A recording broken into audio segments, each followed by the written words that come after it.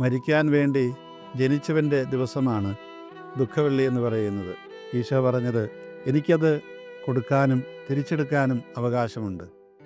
ആരും അത് എന്നിൽ നിന്ന് പിടിച്ചു വാങ്ങുന്നതല്ല, ഞാൻ സ്വമേധയാ കൊടുക്കുന്നതാണ്.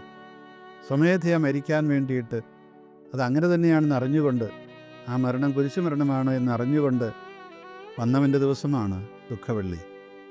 പക്ഷെ അതിന് വളരെ വലിയ ഉയർന്ന ഒരു ലക്ഷ്യമുണ്ടായിരുന്നു. പാപം ചെയ്ത മനുഷ്യരെ ആ പാപത്തിൽ നിന്ന് രക്ഷിക്കാൻ തൻ്റെ തന്നെ രക്തം കൊടുത്ത് അവരുടെ രക്തത്തെ തൻ്റെ രക്തവുമായി കൂട്ടിക്കലർത്തി ദൈവികമായ ജീവൻ കൊടുക്കാൻ വേണ്ടിയിട്ട് ആണ് ആ മരണം അവിടുന്ന് വരിച്ചത്. കുരിശുമരണത്തിന് അർത്ഥമുണ്ട്. കേവലം ഒരു മണ്ടൻ്റെ മരണമല്ല, കഴിവില്ലാത്തവൻ്റെ മരണമല്ല.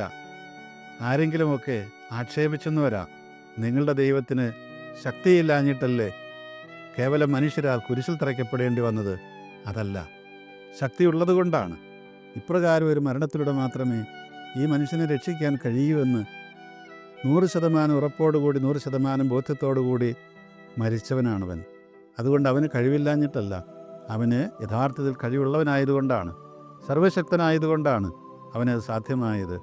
ഈ ദുഃഖവെള്ളിയാഴ്ച നമ്മളെ ഓർമ്മപ്പെടുത്തുന്നതാണ്, നമുക്ക് യഥാർത്ഥത്തിൽ ഈ ലോകത്തെ രക്ഷിക്കാനായിട്ട് താല്പര്യമുണ്ടെങ്കിൽ ഇവൻ്റെ വഴി മാത്രമേ ഇതിനുള്ളൂ എന്ന് നമ്മളെ ഓർമ്മപ്പെടുത്തുന്നതാണെന്ന് നമ്മൾ മനസ്സിലാക്കുക എന്നുള്ളതാണ്.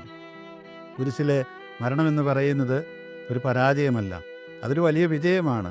അതുകൊണ്ടാണ് അവിടുന്ന് പറഞ്ഞത്, ഞാൻ ഉയർത്തപ്പെട്ട് കഴിയുമ്പോൾ ലോകത്ത് മുഴുവനെയും എന്നിലേക്ക് ഞാൻ ആകർഷിക്കും. ഓരോ ക്രൈസ്തവ വിശ്വാസിക്കും ഇത് പറയാൻ കഴിയുമ്പോഴാണ് ഈ ദുഃഖവെള്ളിക്ക് അവരുടെ ജീവിതത്തിൽ അർത്ഥമുണ്ടാകുന്നത്.